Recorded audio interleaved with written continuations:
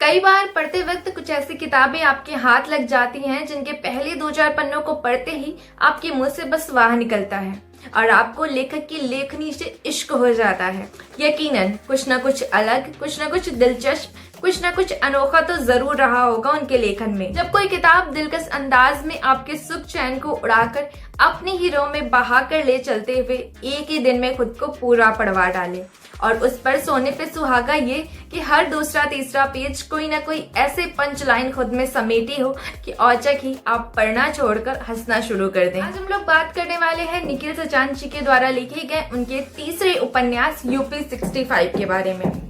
निखिल सचान जी की इसके पहले भी 2 उपन्यास नमक स्वादानुसार और जिंदगी आइस पाइस प्रकाशित हो चुके हैं। ये उनका तीसरा उपन्यास है। निखिल सचान जी आए तो हिंदी साहित्य के एक बाहरी व्यक्ति के तौर पर ही हैं, लेकिन आते ही उन्होंने अपनी तथाकथित नई वाली हिंदी के जरिए हजारों लोगों को हिंदी साहित्य से जोड़ उन्हें अपना मुरीद बनाते हुए अपने लेखन की धूम मचा दी है। किसी ने उन्हें हिंदी साहित्य के युवा तुर्क की उपाधि दी तो किसी ने upcoming author of the year award से भी उन्हें नवाजा। किसी ने उन्हें हिंदी साहित्य के सुनहरे दिनों को लौटा देने का श्रेय दिया तो किसी ने उन्हें हिंदी साहित्य का नया सितारा कहा।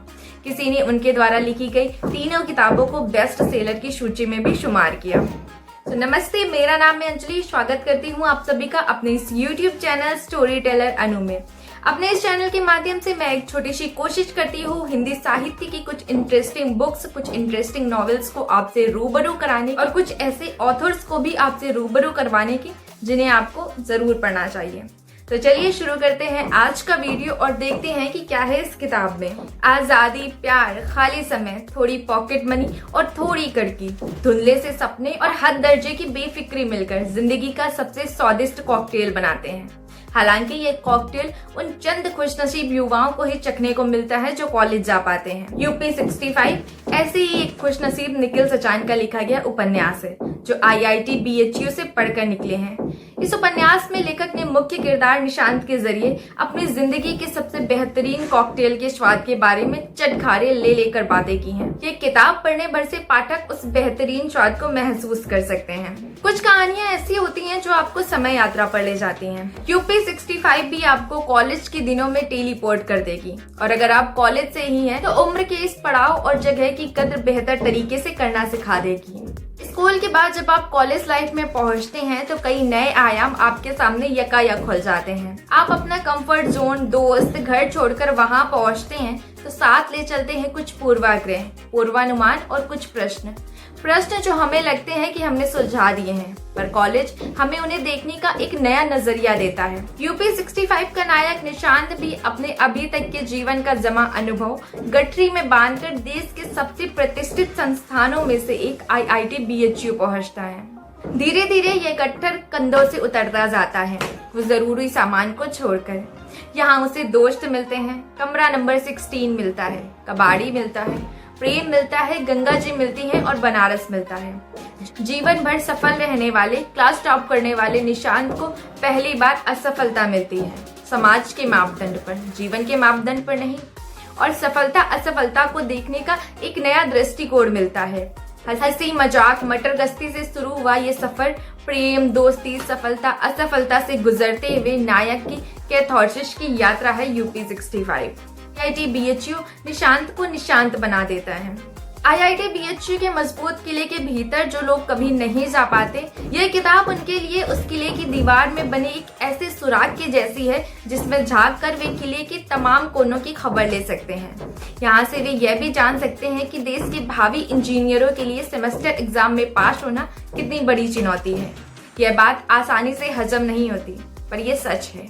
इस बात की गवाही देते हुए उपन्यास में एक जगह लिखा है, अधिकतर सब्जेक्ट्स में 3 क्लास टेस्ट और अटेंडेंट के हिसाब से जोड़कर 40 में से 6-8 नंबर से अधिक नहीं बन रहे थे।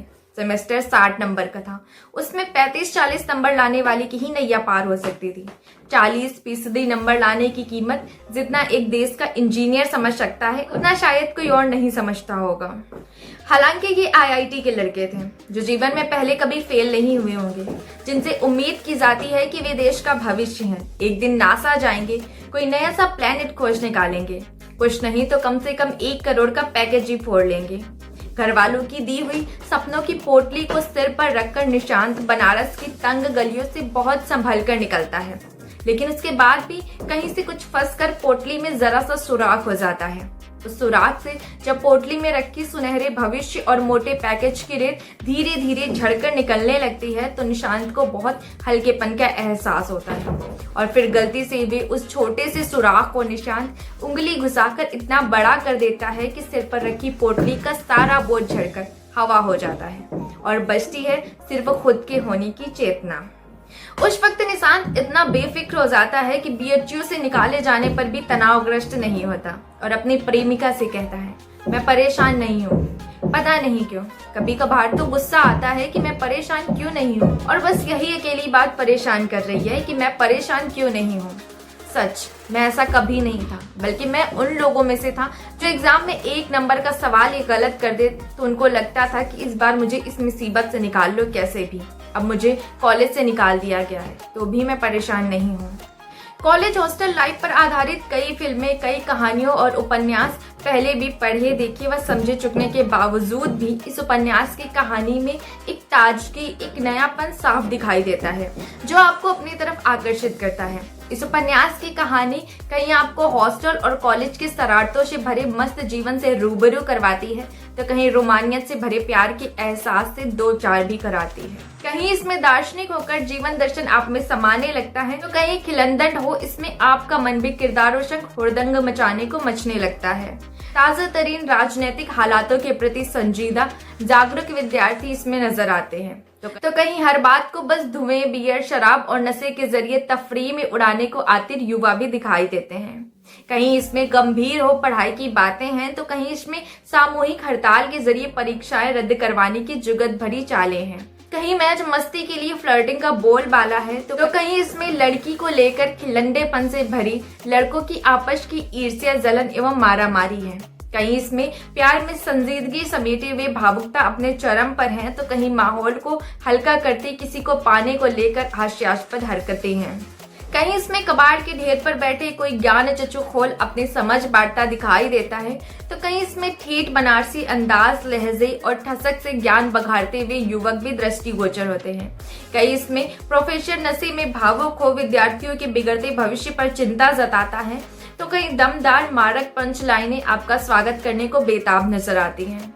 कहीं इसमें बनारस के घाटों की खूबसूरती का वर्णन है तो कहीं उन्हीं घाटों के आसपास बने होटलों का जिक्र है जो अपने यहाँ अपनी कुदरती मौत का इंतजार करने वालों का स्वागत करते नजर आते हैं।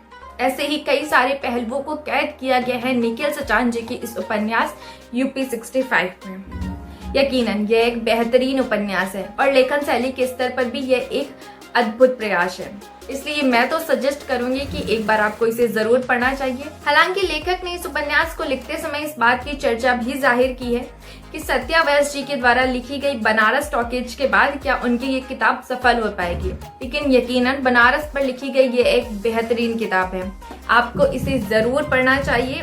सो आज की वीडियो में बस इतना ही। अब मिलेंगे किसी और वीडियो में किसी और बुक या किसी और नॉवेल के साथ। सो तब तक हंसते रहिए, मुस्कुराते रहिए और ऐसे ही बुक्स रिलेटेड कंटेंट के लिए मेरे चैनल को सब्सक्राइब करें। Tata, bye bye.